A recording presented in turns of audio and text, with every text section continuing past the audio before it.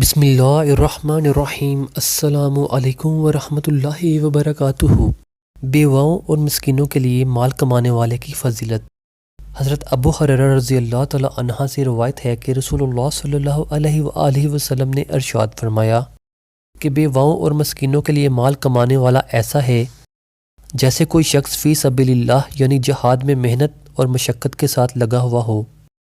اس شخص کی مثال ایسی ہے جیسے کوئی شخص رات بھر نماز میں کھڑا رہے جس میں سستی نہ کرے، اور جیسے کوئی شخص لگاتار روزے رکھا کرے اور درمیان میں بے روزہ نہ رہے۔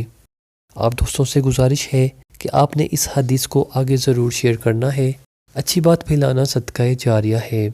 نیکی چھوٹی ہو یا بڑی، اگر اللہ کو پسند آ جائے تو وہ اپنے بندے پر دوزخ کی آگ حرام کر دیتا ہے۔